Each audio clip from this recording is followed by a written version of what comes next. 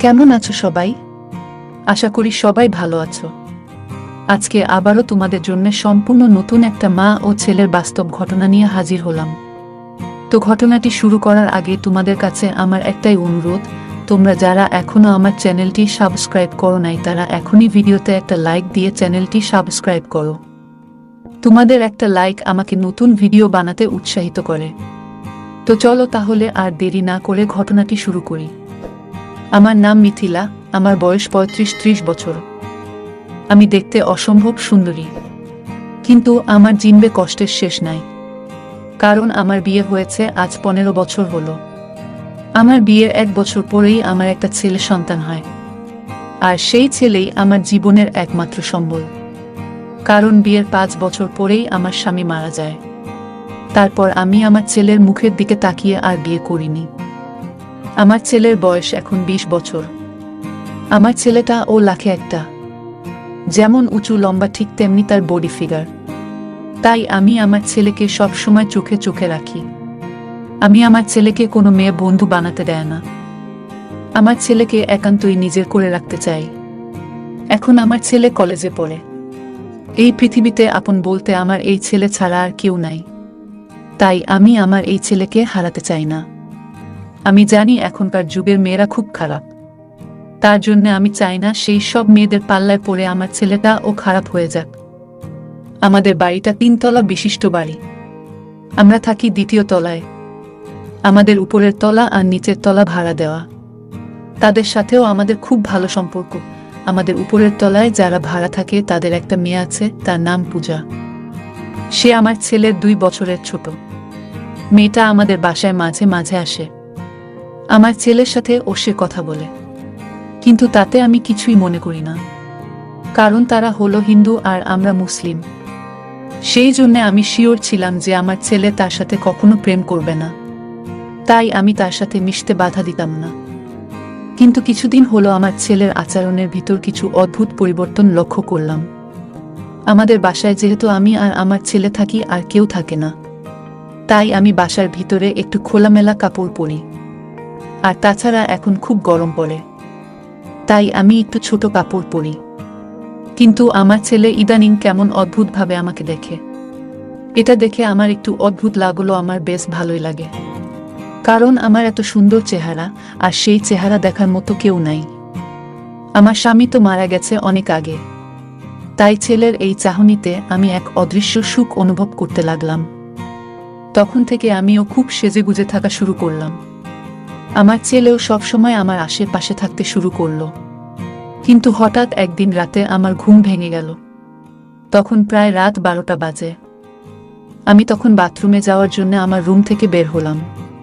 তারপর সোজা বাথরুমে চলে গেলাম। বাথরুম সেরে যখন আমি আমার রুমের দিকে আসছিলাম, তখন ছেলের রুম থেকে ফিস ফিস করে কথা বলার আওয়াজ আমার কানে এলো। তখন আমি আস্তে করে আমার ছেলের রুমের কাছে গেলাম। গিয়ে দেখি আমার ছেলে কারোর সাথে ফোনে কথা বলছে। এটা দেখে আমি অবাক হয়ে গেলাম। আমি এতদিন যে ভয়টা পাচ্ছিলাম, তাহলে কি সেটাই ঘটল? আমার ছেলে কি তাহলে কারোর সাথে প্রেম করছে? আমার মাথায় এইসব আজে বাজে চিন্তা আসতে লাগলো। তারপর আমি আমার রুমে চলে এলাম। রুমে এসে শুয়ে শুয়ে চিন্তা করতে লাগলাম, আমার ছেলে এত রাতে কার সাথে কথা বলছে? কোনো মেয়ের খপ্পরে পড়ল আমার ছেলে? এইসব চিন্তা করতে করতে আমি ঘুমিয়ে পড়লাম। পরের দিন সকালে ভাবলাম আমি ছেলের কাছে সরাসরি প্রশ্ন করব সে গত রাতে কার সাথে কথা বলতেছিল। তারপর আবার ভাবলাম ছেলে তো এখন বড় হয়েছে, তাই তাকে এখনই প্রশ্ন করাটা ঠিক হবে না। আগে আমাকে শিওর হতে হবে যে আমার ছেলে কার সাথে কথা বলছে। তারপর তাকে হাতে নাতে ধরতে হবে। তারপর যথারীতি আমার ছেলে নাস্তা করে কলেজে চলে গেল, আর আমি এদিকে বাসার কাজ কাম করতে লাগলাম। তারপর দুপুরে যখন আমার ছেলে কলেজ থেকে বাড়ি ফিরল, তখন আমি তাকে বললাম, বাবা অনেক দিন কোথাও ঘুরতে যায়নি, আমাকে একটু ঘুরতে নিয়ে যাবি? তখন আমার ছেলে বলল, কোথায় যাবে আম্মু? আমি তখন বললাম, চল আমরা কক্সবাজার থেকে ঘুরে আসি। ছেলেও আমার কথায় রাজি হয়ে গেল। তারপর আমরা সিদ্ধান্ত নিলাম আগামীকাল আমরা কক্সবাজার যাব। যথারীতি পরের দিন সকালে আমরা কক্সবাজারের উদ্দেশ্যে ব্যাগে জামা কাপড় গুছিয়ে নিলাম। তারপর আমি খুব সেজে গুজে আমার ছেলের সাথে কক্সবাজারের উদ্দেশ্যে রওনা হলাম। কিন্তু আমি একটা জিনিস লক্ষ্য করলাম, আমার ছেলে আমার দিকে কেমন অদ্ভুত দৃষ্টিতে তাকাচ্ছে। তখন আমি ছেলের কাছে প্রশ্ন করলাম, কি দেখছিস বাবা? তখন আমার ছেলে বলল, আম্মু তোমাকে অসম্ভব সুন্দরী লাগছে। আমার ছেলের মুখে এমন কথা শুনে আমি একটু লজ্জা পেলাম। তখন আমার ছেলে আবার বলল, আম্মু আমি আর তুমি এই যে ঘুরতে যাচ্ছি, আমাকে দেখলে কেউ তো তোমার ছেলে বলবে না। তখন আমি বললাম, কেন বাবা? তখন ছেলে বলল, তুমি এতটাই সুন্দরী আর ইয়াং যে আমাদের যে দেখবে সেই মনে করবে আমরা প্রেমিক আর প্রেমিকা। তখন আমি আমার ছেলেকে বললাম, কে কি ভাবলো তা দিয়ে আমি কি করব? কিন্তু বন্ধুরা, আমার ছেলের মুখে এমন কথা শুনে আমি খুব খুশি হলাম। তারপর আমরা কক্সবাজারে গিয়ে পৌঁছালাম। সেখানে গিয়ে আমরা আগে হোটেল বুক করতে গেলাম। সেখানে গিয়ে আমার ছেলে 2টা আলাদা আলাদা রুম বুক করতে চাইল। তখন হোটেলের ম্যানেজার আমাদের দেখে প্রশ্ন করল, আপনাদের কি ঝগড়া হয়েছে? তখন আমি বললাম, কেন ঝগড়া হবে কেন? তখন ম্যানেজার বলল, তাহলে আপনারা 2টা রুম বুক করছেন যে? তখন আমি একটা অদ্ভুত সুখ অনুভব করলাম। তারপর আমার ছেলে আমাকে বলল, আম্মু কথাটা তোমাকে কিভাবে বলবো আমি ভেবে পাচ্ছি না, খুব লজ্জা করছে আবার ভয়ও করছে। তখন আমি ছেলেকে বললাম, আমি তোকে নির্ভয় দিলাম, তুই বল, আমি কিছুই মনে করব না, আর তুই যা বলবি আমি তাতেই রাজি। তখন আমার ছেলে খুব খুশি হলো। তারপর ছেলে আমার হাতটা ধরে বলল, আম্মু আমাদের উপরের তলায় যে মেয়েটা থাকে তার একটা বান্ধবীকে আমি খুব পছন্দ করি, আমি তাকে বিয়ে করতে চাই। এই কথাটা শুনে আমার মাথায় আকাশ ভেঙে পড়ল। বাবা চলো আমরা সমুদ্র সৈকত থেকে ঘুরে আসি। তারপর আমি আর আমার ছেলে 2জনে মিলে সমুদ্র সৈকতে গেলাম। সেখানে আমরা অনেক ঘোরাঘুরি করলাম, অনেক মজা করলাম, আর আমরা 2জনে একসাথে অনেকগুলো পিক তুললাম। তারপর সন্ধ্যায় আমরা আমাদের রুমে ফিরে এলাম। রুমে এসে এক এক করে 2জনে গোছল করে ফ্রেশ হলাম। তারপর আমি মনে মনে ভাবতে লাগলাম, আজকে সুযোগটাই আমাকে কাজে লাগাতে হবে। তখন আমি আমার ছেলেকে বললাম, আয় বাবা দেখি ফটোগুলো কেমন হয়েছে। তখন আমরা 2জনেই খাটে বসে ফটোগুলো দেখতে শুরু করলাম। ফটোগুলো দেখে আমার খুব ভালো লাগছিল। আমি এতদিন মনে করতাম আমার ছেলে মনে হয় আমাকে পাম দেয়, কিন্তু ফটোগুলো দেখে একটুও বোঝা যাচ্ছিল না যে আমরা মা আর ছেলে। তখন আমি আমার ছেলের দিকে অন্যরকম দৃষ্টিতে তাকাতে শুরু করলাম। মনে মনে তাকে খুব কাছে পাইতে ইচ্ছা করছে, কিন্তু নিজের ছেলেকে কিভাবে বলবো ভেবে পাচ্ছি না। আর ছেলে ও কি ভাববে? ছেলে যদি রাজি না থাকে তাহলে? এইসব ভাবতে শুরু করলাম।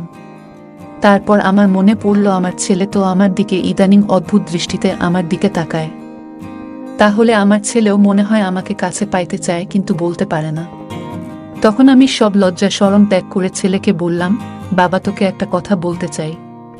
তখন আমার ছেলেও আমাকে বলল, আম্মু আমিও তোমাকে একটা কথা বলতে চাই। তখন আমি খুশিতে আত্মহারা হয়ে গেলাম, কারণ এই বন্ধ ঘরে আমি আর ছেলে ছাড়া আর কেউ নাই। আমি তো লজ্জায় আমার মনের কথা বলতে পারছি না, কিন্তু আমার ছেলে নিজেই যদি মুখ ফুটে বলে দেয় তাহলে তো আমার লজ্জার কোনো কারণ নাই। তখন ছেলে আমার একেবারে পাশে এসে বসল। তারপর সে আমার কাঁধে তার একটা হাত রাখল। তখন আমি একটা অদ্ভুত সুখ অনুভব করলাম। তারপর আমার ছেলে আমাকে বলল, আম্মু কথাটা তোমাকে কিভাবে বলবো আমি ভেবে পাচ্ছি না, খুব লজ্জা করছে আবার ভয়ও করছে। তখন আমি ছেলেকে বললাম, আমি তোকে নির্ভয় দিলাম, তুই বল, আমি কিছুই মনে করব না, আর তুই যা বলবি আমি তাতেই রাজি। তখন আমার ছেলে খুব খুশি হলো। তারপর ছেলে আমার হাতটা ধরে বলল, আম্মু আমাদের উপরের তলায় যে মেয়েটা থাকে তার একটা বান্ধবীকে আমি খুব পছন্দ করি, আমি তাকে বিয়ে করতে চাই। এই কথাটা শুনে আমার মাথায় আকাশ ভেঙে পড়ল। আমি কি ভেবেছিলাম আর ছেলে কি বলল? তখনই ছেলে আবার আমাকে বলল, তুমি কিন্তু বলিছ আমি যা বলবো তুমি তাই মেনে নিবে।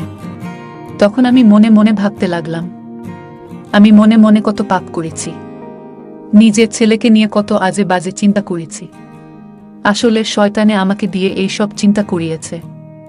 আমার ছেলে তো ভালো মনে আমার প্রশংসা করত, কিন্তু আমি তার ভিতর খারাপ কিছু খুঁজতাম, এটা ছিল আমার ভুল। আমি আমার ভুলটা বুঝতে পারলাম। নিজের ছেলেকে নিয়ে এই সব চিন্তা করা আমার একটু উচিত হয়নি। বন্ধুরা, আজকের ভিডিও আমি তোমাদেরকে একটা মেসেজ দিতে চাই। আমার মতো এমন ভুল যেন কেউ করে না। আর নিজের সন্তানের উপযুক্ত বয়স হওয়া মাত্রই তাকে বিয়ে দিয়ে দাও। তো বন্ধুরা, এই ছিল আমার আজকের ভিডিও। দেখা হবে আগামীতে নতুন কোনো ভিডিও নিয়ে। ততদিন সবাই ভালো থেকো।